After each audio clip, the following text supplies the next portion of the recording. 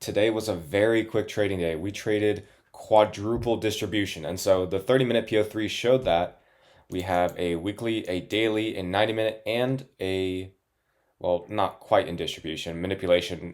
Since we had three distributions coming on our microcycle distribution, our manipulation was so aggressive that distribution started right after our all-time high sweep that we had right here, which ES was so far away from. No true New York mitigation, no true day open mitigation. Rejecting the new weekly opening gap right here. These are the quadrants. Didn't even make it to the upper quadrant, or to the lower quadrant, not even a fourth of it. And MNQ had this new daily opening gap that just got beaten in a CISD. Plus, we had a 15-minute CISD high time frame, which showed me that this is such a great trade to take with a low risk. I honestly could have sized up, but it was happening so quick. I just wanted to get in the trade. And I didn't think about pyramiding it just because I liked where my entry was and I was content that this would be a 200, 180, 160 to 200 point trade to CE of the week.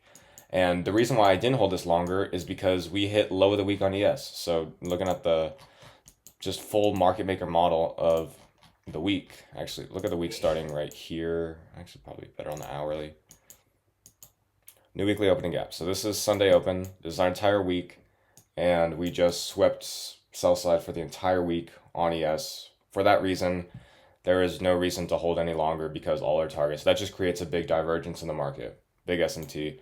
Also, YM just swept low, discount low. So this is deep discount, sell side. CE is like right here. So there's like really no other low other than this low for discount. So that once that is swept to, which just happened, there's no reason to go much lower, and we have an aggressive move in the opposite direction. True week open, Asia sell side, CE of the week. Like these all targets lined up perfectly for an exit, and we exited just in though. I think the first exit actually was 160 points, 60 right here at Asia sell side, and then I took this one off after we hit CE of the week, and I noticed that ES already hit low of the week. So there's just no reason to hold it anymore because we were in a lot of profit. And I just wanted to take it out because we were up 1 to 5, we're like 1 to 6 really. And that's why I was thinking about sizing up because it was only a 28 point stop. Usually 40 points is what my maximum is going to be, which was all the way up here, like somewhere right there, all time high. But I could narrow it because we had that new daily opening gap. So I could have sized up to 8 cons, probably 7 is what I would have done, but still good profit day. And let's go over the pre-market analysis because we had distribution day. Let's just take off the PO3. So on the 5 minute, let's look at, I don't want to go and replay because we want to look at all the data, but before open, we had a bullish daily and we had I think our hidden was still in play, but that's like very little consequence to me. I'm not paying attention to a bullish daily cycle that's here and true day open mitigated technically right here when we have a 15-minute CISD in play. And as well, we have a 1 hour market structure shift. So the 1 hour market structure shift, 15-minute CISD, and this 15-minute CISD was really aggressive. For that reason, I was looking at this 15-minute gap to hold, and since it pairs up with all-time high, I was looking for a close below that, but my entry was on the 5 minute. You can see this 5 minute tap right here was my entry. I initially entered earlier because I didn't think it was going to make a 5 minute. I thought it was just going to dump, so I entered here. Very bad fill.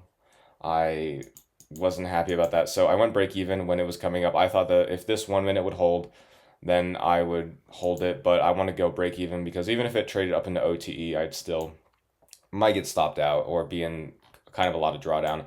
So I waited for the 5 minute, and look at this 5 minute. It's such a perfect 5 minute. It's such a low gap, and so when that tapped in, even before that, like seconds before the 5 minute, when I saw that gap was being formed really, really tightly, I entered.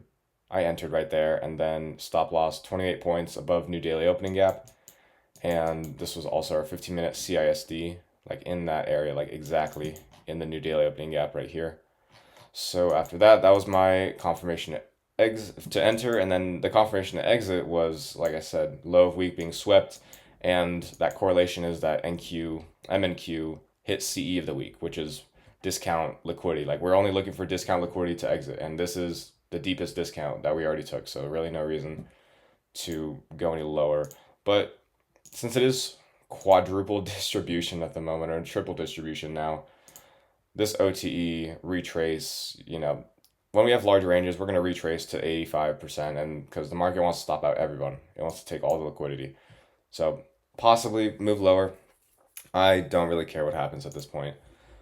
But looking at our entries that we could have taken, right here, we have a PSP. We have a 1 minute PSP, and I know someone took this. This is a crazy entry. See the candle deviation difference? The one that swept all-time high, and then the one that created our swing divergence right here. We swept the candle that swept all-time high, and it was a bearish candle, unlike this one. Right there, this one that got swept. So after this, not really a swing divergence, but a PSP. Is that a TPD? I have to brush up on those. But this sweep entry, the reason why I didn't take it was because I wanted to see the reaction off of that, and I didn't go to the 15-second. So because of that, I probably could have gotten a better entry closer to here, but I just decided to wait for True Microcycle Open to inverse, use it as a CISD, and then since we had a small new daily opening gap, and to use that as an entry criteria, and we didn't even tap into it like we did on ES, but we barely did on ES. So that was just showing me how aggressively lower we wanted to go. And this was how many minutes was this? This was probably a 10-minute trade, and we dropped 200 points. So, I mean, from the high, that's closer to 300 points, 270 to, yeah. So that was the trade taken. Like I said, the bullish bias was very minimal. Sure, we had True Day Open mitigated. We had a bullish daily cycle, but those are just in play, and that's just what it looks like at the moment before, because price is showing us to reverse right now. 15-minute CISD, we had a all-time high SMT. I mean, look, I mentioned this yesterday, ES didn't sweep all-time highs, but I mean, we have a weekly cycle now because of that. So because of our bearish weekly cycle, we also had a bearish daily cycle right here between really accumulation, manipulation, and distribution. So a 2 times bearish daily cycle. Not really, but it's just, if it's using 2 quadrants, 2 of the 4 quadrants of AMDX, then I call it 2x because there's just a bigger deviation between time and price at that point. But technically it's just one deviation. We could use it as A to M or A with M and D. But nonetheless, we have a weekly cycle, bearish, and a bearish daily cycle. Is there a 90-minute? I wasn't looking too much at the 90-minute because price was telling me off the 15-minute CISD that I wanted to be in shorts. But yes, we did have another 90-minute, which was our all-time high sweep. A significant sweep, especially when we have 3 now Kraken correlations higher to send us lower with a 15-minute, really a good high time frame CISD and a 5-minute small gap to tap into. It was perfect. It was aligning perfectly. True New York was mitigated. True Day Open, I realized, was to move further low. True Day Open really had no play in today except for retracing to the OTE, but I didn't think it was going to sweep all-time high again, but I'm glad it did because it gave us a 90-minute. So True Day Open really played little role in MNQ, but in NQ, it just showed you how we were creating a devil's mark. We weren't creating any mitigation on ES. So that was actually very helpful. Thank you, NQ and ES. But off of that, it was just a really quick move. So there wasn't really a re-entry you could take if it wasn't trading after the CISD at the top swing or this 5-minute continuation, because right now longs just don't look as probable. And I mean, I guess they would been if you entered at low of the weekend, this tap right here, but still there's no Kraken correlation to confirm that. The only ones we had that were high time frame were bearish. So off of that, you should be off the charts because look at the movement bullish. It probably took an hour and a half to do the same move we did in 10 minutes. and that's just reading price action, showing you the direction of the market. So that is it, a quick video. I mean, a quick trade, and that's really how I love to trade. Just easy market open trade. And it's like yesterday we held for 2 hours, today we held for 10 minutes, and we made basically the same thing.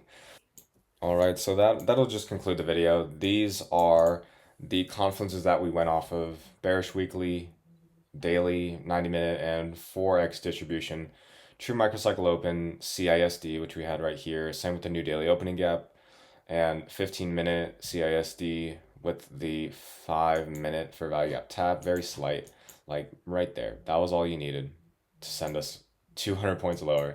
So I hope you guys caught something today. It was pretty visible off of open where we were going to go. Before that, it was a bit confusing, but price ended up helping us out a lot and giving us a great winning day. We'll see if we get a winning day one more tomorrow. Maybe not Friday. I think I'll take a break Friday because we we're like up 10R this weekend, so it's pretty great. And we're just going to continue rolling over that momentum in the next week, making sure our wins are bigger than our losses, and we're stopping while we're ahead and while we're behind, because that's what keeps us profitable in the long term. All right, I'll see you guys in the next video. Take care.